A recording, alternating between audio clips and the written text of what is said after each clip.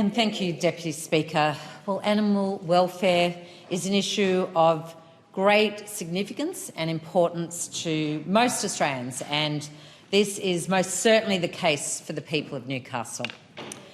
The former Liberal government failed to regulate the live animal export industry, and we saw the result play out in horrific scenes on board ships leaving Australia. Back then, I promised my constituents that I would hold the Liberal government to account, and I did, rising in this House on multiple occasions to speak against animal cruelty and to call for increased oversight and accountability. I remember in 2020 when the Liberal government backflipped on its own live export summer moratorium, and they allowed the Kuwait live export ship a last-minute exemption to set sail. And that decision meant that 33,000 sheep took the very dangerous journey from Western Australia to Kuwait in the height of that Middle Eastern summer. That was against the strong advice from the RSPCA, from the Australian Veterinary Association, and indeed the department's own initial decision. Deputy Speaker, it was right to instigate the summertime moratorium, to stop sheep overheating and dying on board ships during the Middle Eastern summer. But the backflip from the former Liberal government was the latest in a long string of catastrophic failures by the then federal government, and Novocastrians were not happy. I received hundreds of calls, emails, letters from my constituents, utterly dismayed, despairing and outraged at this gross act of animal cruelty. So I am very, very pleased to stand in this chamber today to reassure my constituents that Australia now has a government which supports strong animal welfare standards and believes that all animals should be treated humanely. We want Australia to lead the world in animal welfare practices, and the Albanese Labor government does not tolerate cruelty towards animals and will not compromise on animal welfare standards. In the October budget just last year, we committed $4 million over 4 years to establish an independent Inspector General of Animal Welfare and Live Animal Exports. And that funding was just the first step in delivering on our commitment to the Australian people at the 2022 federal election. This legislation today is the next step. The Inspector General of Live Animal Exports Animal Welfare Bill expands the role of the existing Inspector General to include additional animal welfare-related objectives. And those additional functions will help increase oversight, accountability and, importantly, transparency for animal welfare in exported livestock. I know this is welcome news for Novocastrians. For too long, there has been an absence of leadership on animal welfare at the federal level. And the Australian community expects robust oversight, accountability and transparency of animal welfare in livestock exports. That message has been heard loud and clear by this government, and this bill is a very sensible step in ensuring that Australia meets these expectations. There are some who will be critical of the scope of the role and will call for it to be broadened beyond live export. But this could impinge on the powers of states and territories.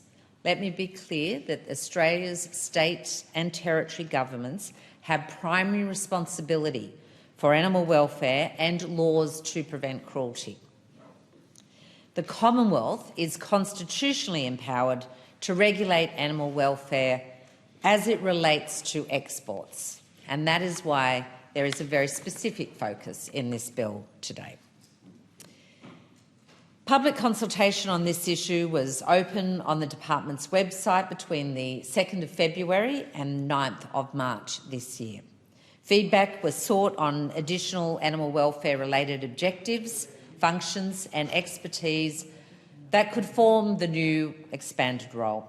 A total of 24 submissions were received from industry groups, animal welfare organisations and other interested parties via the website, as well as by direct mail.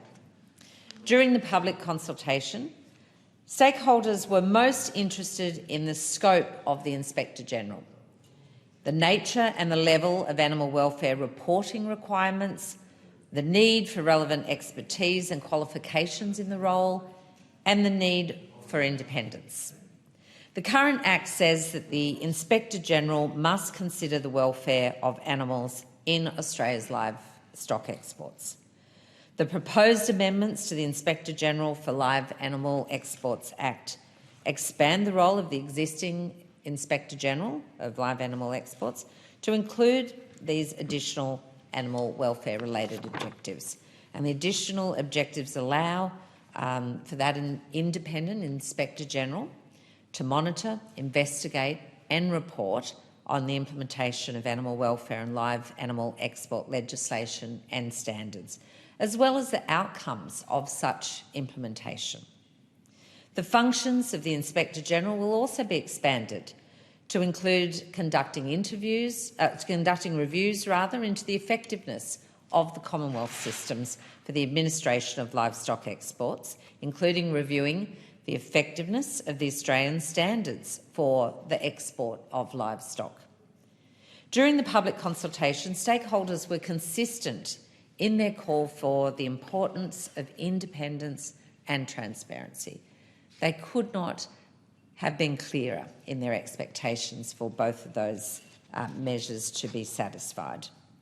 This bill provides for independence of the Inspector-General, and it provides a legislative basis for the Inspector-General to operate independently, impartially and transparently.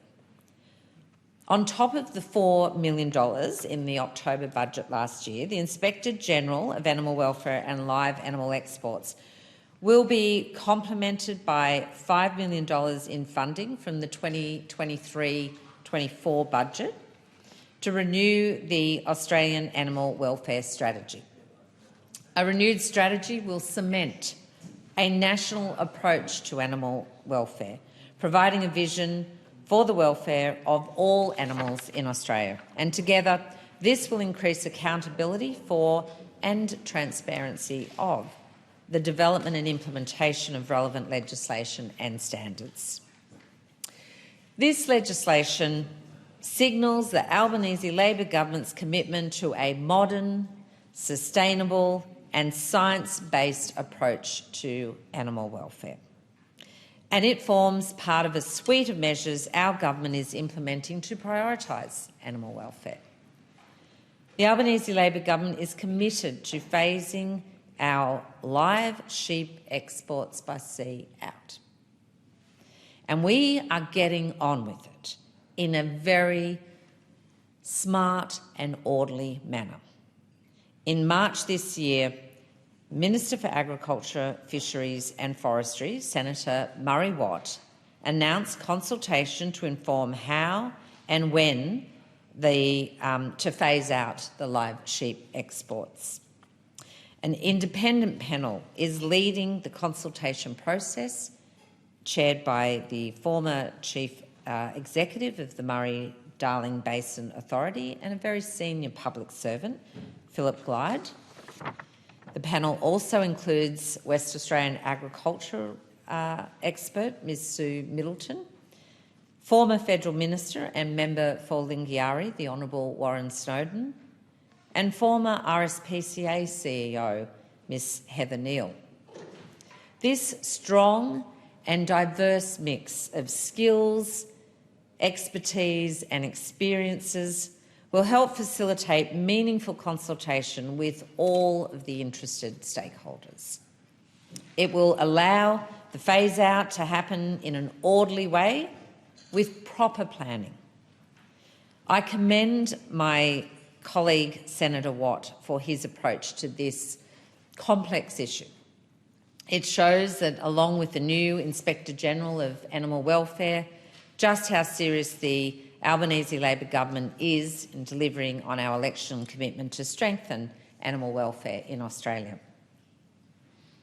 Taking proactive steps to prioritise animal welfare just makes sense. Industry acknowledged it, the community knows it, and the trading partners expect it. I am proud to be part of a government that takes animal welfare seriously, and I am very proud to support this bill today. Thank you.